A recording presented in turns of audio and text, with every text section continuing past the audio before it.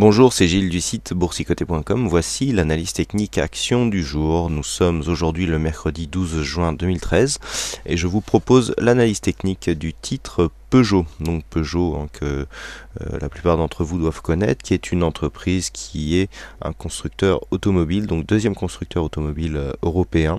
L'activité se répartit autour de trois pôles principaux qui sont la vente de véhicules bien sûr, la vente d'équipements pour automobiles avec notamment Faurecia et donc nouvellement des prestations de financement qui sont assurées par une filiale, la banque PSA, qui est assez nouvelle. Donc pour certains d'entre vous ont pu remarquer les publicités notamment à la télévision, et personnellement ce modèle qui est en train d'émerger, eh bien je l'observe avec attention puisqu'il peut effectivement donner de nouveaux débouchés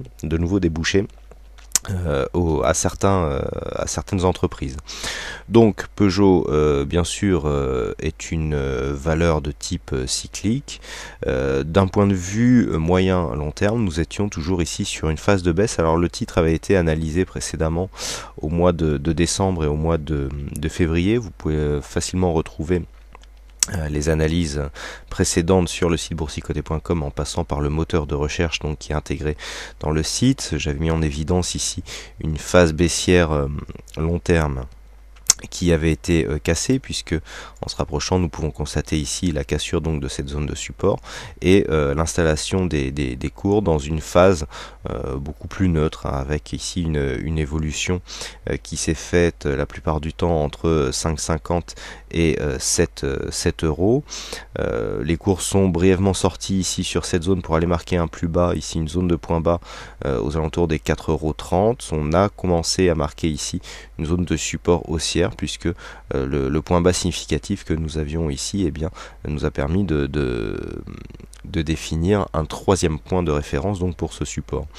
Du point de vue de l'évolution de la tendance, ce qui est intéressant à mon sens sur ce titre, c'est que la tendance a donc été baissière sur l'année 2011-2012, et que suite justement à la sortie et à la cassure haussière de cette résistance oblique baissière, eh bien nous avons un gros potentiel du fait que, alors que les marchés ont connu une forte phase de hausse, Peugeot lui est un peu resté scotché, scotché par rapport ici à cette phase de baisse, même si nous allons le voir, du coup la volatilité est assez forte sur ce titre, et là l'orientation commence à prendre un biais un peu meilleur. Donc si on se rapproche, ce que nous pouvons constater, c'est qu'ici l'évolution en range donc est en train de sortir par le haut, puisque nous avons ici sur le mois de mai cassé cette zone ici des 6-7 euros pour venir marquer un point haut ici qui se situe à 7,68 euros. Suite à cela, donc les cours consolident un petit peu comme tout le marché, mais ce que l'on peut constater, c'est que la consolidation est assez restreinte par rapport à l'indice parisien. Alors du point de vue de la configuration, donc on retrouve la consolidation ici sur les indicateurs avec un RSI qui est passé donc en surachat qui a été consécutif ici à une configuration en quasi hors-bol, puisque nous avons ces deux bougies qui sont quasi entièrement en dehors des bandes de Bollinger, ce qui traduit en général des zones d'exagération haussière qui sont fréquemment consolidé par la suite. On est venu ici marquer un point de contact avec la moyenne mobile 20 exponentielle. Donc pour l'instant, nous sommes dans un schéma relativement classique. Stochastique idem, nous étions surachetés ici sur toute cette phase de hausse avec une phase de consolidation. Maintenant les cours, le stochastique ici est en train de flirter avec sa zone de survente. Sur le MACD, nous avons quasiment la même configuration que sur le CAC 40, avec ici un retournement, une phase de baisse et donc un rebond qui a avorté sur la précédente séance, donc se reporter à l'analyse du CAC que j'ai effectué hier soir, qui donne quasiment la même configuration. Par contre, nous avons une baisse des volumes. C'est assez notable sur cette vue. On a ici sur la fin de consolidation ici une baisse des volumes, alors même que les volumes ont été supérieurs à la moyenne sur la précédente séance. Mais bon, on est ici impacté par ces deux séances, notamment ici les séances du 17-20 pardon, et surtout la séance du 31 mai, où il y a eu énormément de volume sur ce titre. Donc bon, si on reporte ici une moyenne équivalente à ce qui se passe au niveau du CAC 40, on est sur des volumes capitalisés aux alentours des 30 millions, 30 millions d'échanges quotidiens sur ce titre. Alors, donc sur cette phase, ce que nous pouvons voir, c'est que suite à une phase de consolidation, les cours sont revenus ici sur la moyenne mobile 20 exponentielle et qu'a priori la dynamique baissière semble épuisée. Du point de vue du coefficient haussier, nous avons une bonne valeur avec 9,2, ce qui est très correct par rapport aux autres valeurs de la place parisienne. On est dans les 10 meilleurs coefficients de tout le SRD, donc c'est assez intéressant et qui plus est donc sur une phase de consolidation. Donc la dynamique ici est haussière, nous sommes sur une phase de consolidation. C'est une configuration globale qui peut être assez intéressante pour espérer poursuivre une poursuite du mouvement haussier. Du point de vue des corrélations, ce qui est intéressant de constater, c'est que donc sur toute cette phase ici, depuis le début de l'année, on était vraiment sur une évolution classique, valeur cyclique, avec des phases de hausse et des phases de baisse qui s'amplifiaient des deux côtés, et donc bon, qui était assez équilibré donc par rapport à cette phase de range ici. Par contre, ce qui est intéressant, c'est que depuis le mois de mai, et donc sur la phase de hausse, les cours ont bien surperformé l'indice de base et donc le reste du marché, avec ici une consolidation une corrélation positive qui reste positive alors même que le marché est en phase de consolidation. Donc c'est assez intéressant. On a ici un ensemble de facteurs techniques qui peuvent aller dans le sens d'une poursuite du mouvement haussier et surtout d'une poursuite du mouvement haussier en surperformance par rapport au reste de l'indice. Donc ici, le point d'entrée est relativement intéressant si on veut jouer l'achat, et d'autant plus que du point de vue intraday, eh bien, nous avons des dynamiques assez intéressantes, comme nous l'indique ici ce graphe. Alors on retrouve donc des zones de support que l'on retrouve sur la cotation cash. Alors attention, ici nous sommes en cotation CFD, il y a eu ici un petit décalage sur le fixing de la séance du 5. Ah non, c'était le 6, donc le 6 à l'ouverture, oui, pourtant, oui, il y avait eu un bug chez Euronext, donc une cotation que l'on ne retrouve pas ici sur l'indice cash.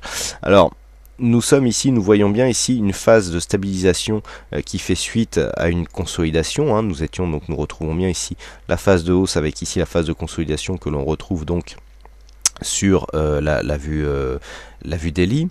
Ici, phase de stabilisation, nous avons vu que cette zone ici correspondait à une stabilisation au contact de la moyenne mobile 20 exponentielle. Et puis, du point de vue de la dynamique, on a eu une forte baisse hier qui est en train de se reprendre, puisqu'on a un gap intraday qui s'est ouvert donc sur la séance du jour, même si le gap n'est pas visible d'un point de vue daily, mais il semblerait ici que la dynamique court terme soit assez intéressante, puisque l'on se retrouve bien ici au-dessus de cette moyenne mobile 20 exponentielle. On est donc juste sous la bolle supérieure. Donc la configuration court terme ici semble assez intéressante pour jouer un début de rebond, mais comme nous le voyons ici sur cette vue intraday, eh bien le signal sera confirmé en cas de cassure ici de cette zone des 6,96 €. Donc ça sera le signal que nous pouvons attendre en intraday. Par contre, une cassure ici des 6,70 d'une manière pérenne, eh bien, pourrait invalider un début de dynamique haussière.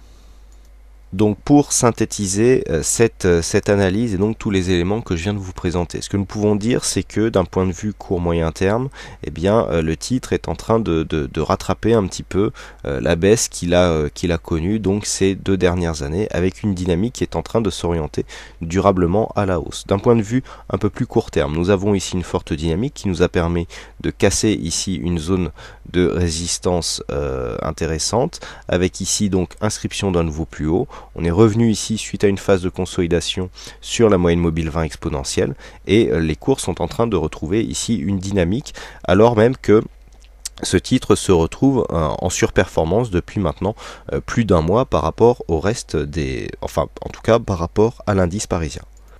Donc toujours deux manières d'interpréter cette analyse, hein, tout simplement pour vous laisser ensuite libre choix de vous faire votre propre opinion.